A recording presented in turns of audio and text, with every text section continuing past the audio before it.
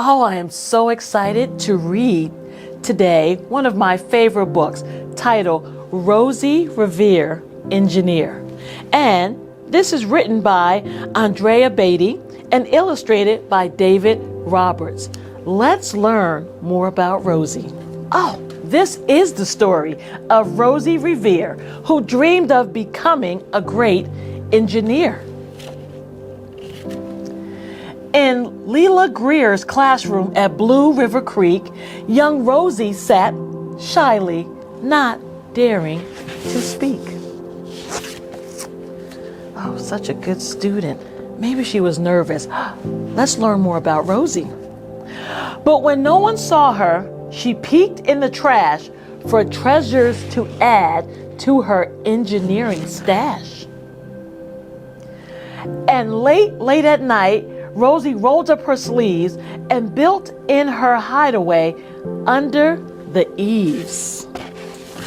Oh, her engineer stash is going to be pretty spectacular, I believe. Alone in her attic, the moon high above, dear Rosie made gadgets and gizmos she loved. And when she grew sleepy, she hid her machines far under the bed where they'd never be seen. Oh, wow. She's going to make something pretty awesome, I think. Oh, wow. When Rosie was young, she had not been so shy. She worked with her hair swooping over one eye and made fine inventions for uncles and aunts, a hot dog dispenser and helium pants. Wow. She's pretty awesome. The uncle she loved most was zookeeper Fred. She made him a hat to keep snakes off his head. From parts of a fan and some cheddar cheese spray, which everyone knows keeps the pythons away. Very creative young student, Rosie is. Oh, and when it was finished, young Rosie was proud, but Fred slapped his knee and he chuckled out loud. He laughed till he wheezed and his eyes filled with tears, all to the horror of Rosie Revere. Oh my goodness, who stood there embarrassed, perplexed, and dismayed. She looked at the cheese hat and then looked away. I love it, Fred hooted. Oh, truly I do. But Rosie Revere knew that could not be true. She stuck the cheese hat on the back of her shelf and after that day kept her dreams to herself. Let's see what Rosie does next. Oh, and that's how it went until one autumn day, her oldest relation showed up for a stay. Her great-great-aunt Rose was a true dynamo who'd worked building airplanes a long time ago. She told Rosie tales of the things she had done and goals she had checked off her list one by one. She gave a sad smile as she looked to the sky. The only thrill left on my list is to fly. But time never lingers as long as it seems. I'll chalk that one up to an old lady's dream. Oh, I think Rosie has an idea. I feel an invention coming on. Let's see what happens next. That night as Rosie lay wide-eyed in bed, a daring idea crept into her head. Could she build a gizmo to help her aunt fly? She looked at the cheese hat and said, "No, not I." But questions are tricky and some hold on tight, and this one kept Rosie awake through the night. So when dawn approached and red streaks lit the sky, young Rosie knew just how to make her aunt fly. Ooh, I'm so excited. She worked and she worked till the day was half gone, then hauled her cheese copter out onto the lawn to give her invention a test just to see the ridiculous flop it might turn out to be.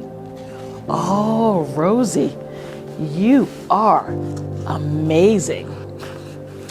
Oh, let's see. Strapped into the cockpit, she flipped on the switch. Then Hello Cheese Copter spurted and twitched. It floated a moment and whirled round and round, then froze for a heartbeat and crashed to the ground. Then Rosie heard laughter and turned round to see the old woman laughing and slapping her knee. Ha ha ha ha! She laughed till she wheezed and her eyes filled with tears, all to the horror of Rosie Revere, who thought, oh no, never, not ever again will I try to build something to sputter or spin, or build with a lever, a switch, or a gear, and never will I be a great engineer. Oh, she began to doubt herself. I've doubted myself. Maybe you have too. But let's see if Rosie stays the course or changes direction. Ah, a wonderful hug gives us a clue. So she turned around to leave, but then Great-Great-Aunt Rose grabbed hold of young Rosie and pulled her in close, and hugged and kissed her and started to cry. You did it! Hooray! It's the perfect first try.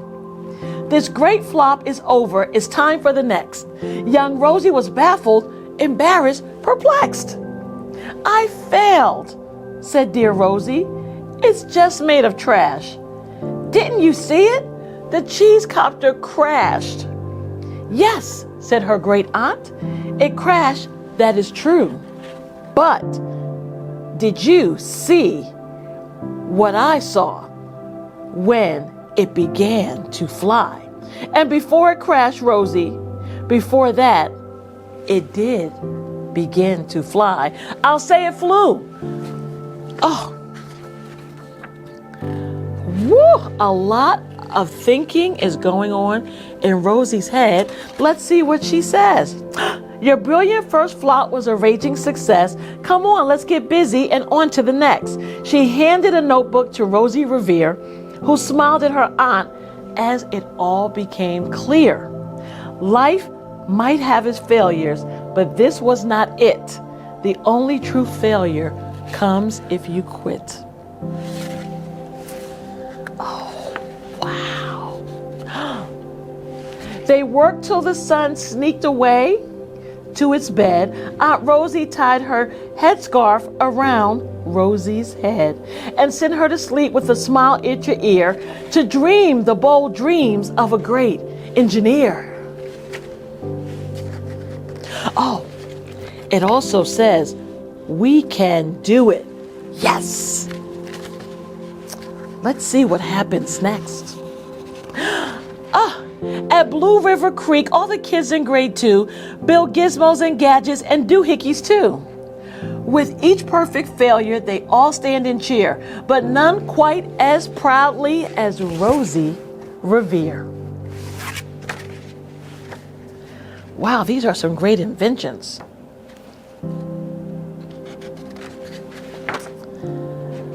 And that is the end. Thank you for listening. I hope you enjoyed reading Rosie Revere, Engineer, with me. Thank you.